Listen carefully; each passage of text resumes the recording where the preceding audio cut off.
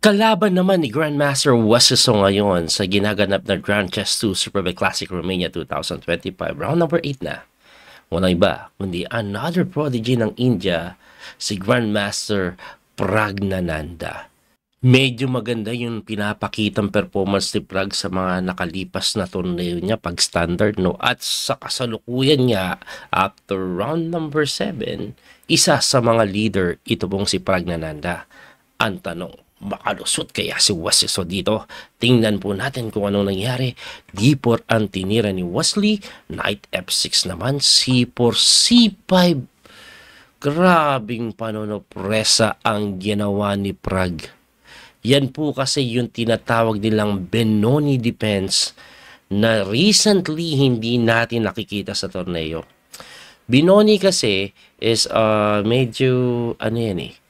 Alam nyo na, lamang talaga sa white yan. Anyway, etong matindi dyan. So, dini-D5 po talaga yan. And then, pagka D5, kung Benoni ang gusto mo, E6 or G6. At ako po'y nagkamali dahil mas matindi ang gusto ni Prag. Ito po yung B5 na tinatawag nilang Benko Gambit. Ito talaga, hindi ko na ito nakikita sa top level. Matinding panonopresa yan. At kung titingnan nyo nga po yung oras after B5, kinapture ni Wasiso yan pero nabawasan po siya ng 5 minuto mahigit. So pagka-capture niya yan, nag-E6 lang. Yan po talaga yung Benko. Ano bang idea ng Benko para sa mga viewers natin, no? Kasi magtataka ka dito, ayan, no, pinapakain na naman. So parang 1 pawn down ka, yes, 1 pawn down ka. Pero ang magiging setup niyan later on, mag-G6 dito. At dahil nakabukas po yung A file, saka B file, later on, maglalaro yung mga tori dyan. Mape-pressure po ito.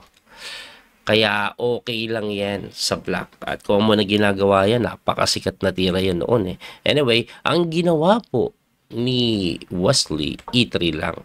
To depend upon on B5. Ang gusto niya, siya yung kumapture na linya naman, na binawi po ni Wesley. And then Queen A5 na napilitang humarang ng kabayo. And then Bishop B7. Wow, Pragnananda is moving very fast. Talagang preparado po ito. Pagkatira po ng Bishop B7, Wesley So, nag-Bishop lang sa may dito. Ano pong idea? Para po hindi po matikes ito. Kasi, pag tinix mo yan, may capture discovery. Hindi po pwedeng kainin ito dahil may knight check. Yun po yung mangyayari, kaya nag-Queen B6 po yan. Ngayon, pwede nang kainin. Ito pong D5, pero Wesley, hindi nga dinipensahan yan eh. Hindi nga po tiniraan ng balik kasi may capture dito siguro. At some point, hindi pwedeng maitulak ito kasi may knight takes, libre yung bishop. Kaya ang ginawa niya, nag-knight na lang po sa F3 develop. At pagka-develop, eto na, kinapture na ni Pragnananda yung pawn na kung saan nabawi niya na yung kanyang pawn. Ang problema lang po dyan, medyo lamang na po sa development si Wasiso dito. Lamang kasi halos lahat ng minor nakalabas na. Kay Prag may 2 pa at ready to castle na si Wesley. Ang ginawa po ni Wesley dito, nag-A4 para po hindi malibre yung bishop in case nakainin yung kabayo na tinirahan ng E6.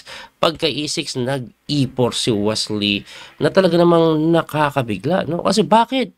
May knight takes C3 po at pagka takes mo, bishop takes doon sa may E4. Medyo mabilis pa rin si Prag. Kaso, nag-isip-isip na siya ng konti doon. Anyway, yung tirada ni Wasiso na yon ay mga number 1 engine move. Nakakapa ni Wesley yung mga tamang tira. At dito po, ang ginawa ni Wesley, nag-knight sa E4. Aba, medyo gumugulo na po talaga na matindi. By the way, libre po ito, pero tingnan niyo po mabuti, pine-pressure po niyan yung D7 square. Kaya nga po, napatira yan ng Queen B7. Tamang depensa lang. At may dagdag na malakas sa pressure pa doon. Si Wasiso naman, Queen lang po sa H4 ang ginawa. Attacking the pawn na dinipensahan ng Bishop G6. Actually, yung Bishop G6 hindi siya best move. Ang best move is G6 kaso nakakaalangan eh. Mabubuksan yung diagonal. Anyway, pagka Bishop G6, kinapture po yan at sinundan ni Pragnananda ng Queen sa E4 check. Uy, chumek lang. Bakit, no? Pagka-check po, kumending at pagka-kending F takes G6 lang po. Pagkakain po sa G6, umatas po yan sa H3 na kung saan sinundan ng Queen F5 na mali. Well, ang Queen F5, naku, napakagandang tingnan sa unang tingin yan eh. Ano po bang meron dyan? Pinapalit yung Reyna. Pag kinapture mo yan, Pontex, okay na siya. Survive na survive na. Ang mga sunod na tira siguro, King move, tulak, pwede na magalaw to. Ang problema kasi dito ni Prague, hindi makagalaw basta-basta yung Bishop, malilibre kasi yung pawn sa G7. Underdeveloped pa to, ang lakas ng Bishop, may tutok doon, may pass pawn pa dito. Kaya sinasabi dito, lamang daw po ang puti. Ngayon, ang best move po ng engine is Queen E3. Queen E3 lang. Simpleng Queen E3 lang. And then, magbibigay ka ng pressure later on sa Rook D1 or Rook E1. May mga ganong idea. Pero ang tinira po ni Wesley is Queen G3. Ayan. Minarkahan ng X pero siya po yung number 2 best move, no? Anong idea? Dito niya po gusto makapunta. Diyan niya gusto makapunta. Anyway, ang problema dyan, ang ginawa ni Prague, nag-knight C6 pa rin. Nag-develop na, sinugod pa rin ni Wesley yung kanyang Reyna. At pagkasugod ng Reyna, nag-Queen D5 si Prague dito, na kung saan sinagot ni Wesley ng number 1 engine move. Only way to maintain slight advantage is to capture the knight. Anong meron dyan? Pag kinapture mo ng Reyna, kain ng Reyna, Pontex, pangit po yung pawn structure eh. Tapos tulak na, pass pawn. Ayan, tapos mga weak po yung mga isolated pawn eh. Kaya ang ginawa ni Prague, nag-Pontex na lang. Pagka Pontex, tinirahan ni Wesley ng H4, number 1 engine move. Pagka H4, Bishop E7 lang ang ginawa ni Pragnanandha, the number 1 engine move din. Ang nakakapagtaka lang dyan, ito po, libre po yung pawn pero hindi kinapture ni Wesley. Kasi pag tinix mo pala yan, hindi nga iiwas yung tore guys eh. Ito gagawin It's all yours baby. Grabe. Pag kinapture mo, mati ka sa ilalim. Ganun pala yung pinaka-threat niyan. So pag umiwas ka, iiwas din yung tore, tapos kicking move na lang na ganun, pwede magdoble ganun. May ganun pala. Kaya hindi tinix ni Wesley yung pawn at siya po ay tumira ng Rook H3 lang. Ayan, Rook H3 is not so good, pero okay lang. Ang best move, ibabalik ulit natin. Ayan, medyo maguguluhan kayo. Pabalik-balik, pero ang best move is H5 lang. Na nakakapagtaka yun kasi libre po yan eh. Para saan? Pagka-text, magro-Rook E1 lang. Oh, anong meron? Anong meron dyan? Ang meron dyan, pag kinapture mo to, titirahan ka ng Queen C8. At pag hinarang mo yung Bishop, may kain dito. Ayun. Anyway, syempre, hindi niya kakapture rin. Balik tayo doon. Ano bang ibang tirang pwede niyang gawin? Let's say, king mo ba niya na agad? Ayan, para makatakas na. Pag kining mo ban mo, tirahan ka ng Rook H3, Rook Lip dito. Anong meron dyan? I-activate natin to. Tore. Hindi pwede yan kasi may Rook F3 nga eh. Pagkakain mo ganun o pagkatakbo mo ganun, may kain doon. Ibalik natin. Anong gagawin? Siguro dito na lang tayo. Depensa. Rook F3 pa rin. Kasi pagkatakbo mo ganun, tirahan ka naman ng Queen G3. Pressure doon. May pressure doon. Anong gagawin mo pag dumipensa ka ng ganyan? Queen F4. Grabe ah. Hanap yung mga tirada. Paano pag ganito? Queen H6. Grabe yung weakness, no? Grabe yung weakness dito. Yan. Yung mga tirang pwedeng gawin. Medyo malalim yung pasikot-sikot. Kaso, lamang daw si Wesley ng konti doon sa mga ganun tamang tira. Kaso nga, ang ginawa is Rook H3. Ang lalim naman kasi talaga ng pawn sacrifice. Kahit ako, Rook Leap, tapos gagamitin ko yung tore agad, diba? Anyway, ang ginawa po ni Prague, Rook F8, number 1 engine move, na kung saan, ang sinasabi ng engine dito, medyo equal na daw. Pagka Rook F8, tumira si Wesley ng Queen sa may E5. Mali. Ang Queen E5, gusto niyang mag-endgame eh. Ang endgame kasi, lamang siguro. Kasi sa pawn structure, dahil, isolated pawn. The one pawn up siya, double isolated. Di maganda yung pawn structure ng item. Kaya gusto niyang i-endgame. Kaso, ang problema dyan, meron pong Bishop F6. At pagka Bishop F6, nag-Queen sa may E2, tumira lang po ng Bishop sa may D4. Itong si Prague na na-miss ni Wesley siguro yan. Ang ganda po ng Bishop D4. Yan yung talaga na-miss si West. Equal ito Pero dahil kasi sa bishop d4 na yan, mapipilitan kang bishop takes d4. At pagka pawn takes d4, yung pawn structure medyo nahil. O, ang sagwa kanina, ngayon okay na siya. Hindi na siya masagwa masyado. May pass pawn pa. At etong matindi. Si Wesley So po, tumira po ng h5. H5 po ay hindi daw ganun kaganda. Ang tama tira daw po ay tulak. Bakit po mali yung H5? Ang H5, pag tinakes po, may rook takes. Aba, di ba ang ganda naman tingnan? May mga tempo-tempo, di ba? May mga ganon. Kaso hindi kakainin Ang tinira lang rook F6 At pagka rook F6, nag-king move si Wes. Pagka king move ni Wesley, nag-king move din. And after capture sa G6, binawi po ng Torre. Eto matindi, may threat po siyang mati dyan. Wesley So, with 5 minutes on the clock, move 28. Tumira ng matinding blunder. Ano yung blunder na ginawa? Dumipensa po siya by playing G3. Biglang nag-losing ang puti. Bakit?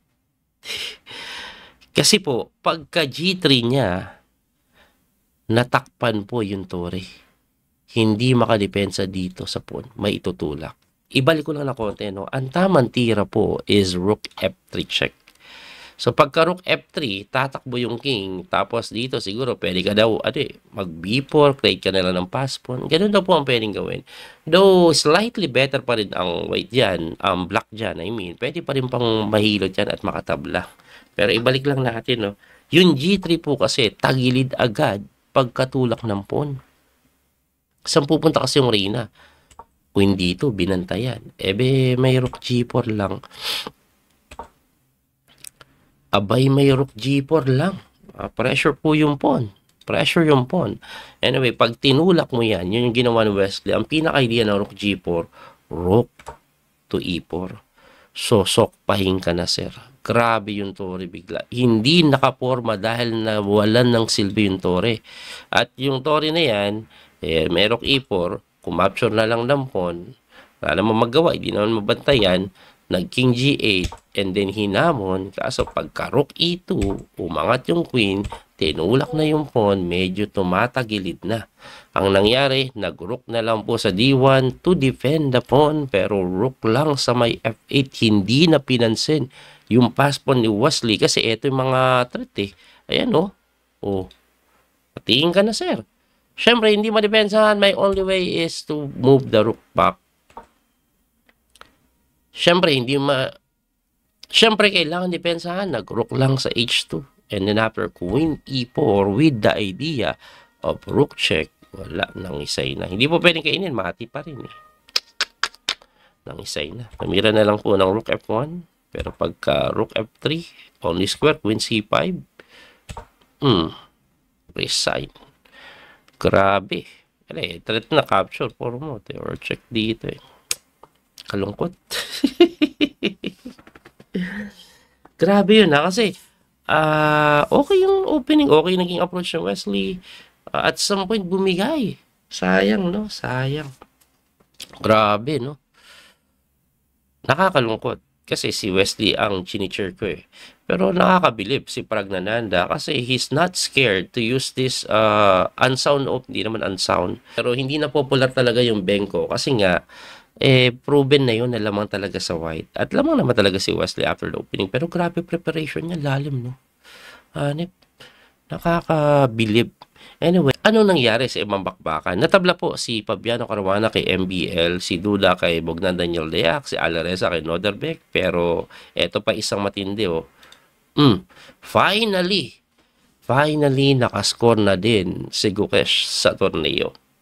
Kasi dalawang talo siya, puro tabla. For the first time, tinalo niya si Lebon Aronian. This is his first win sa tournament.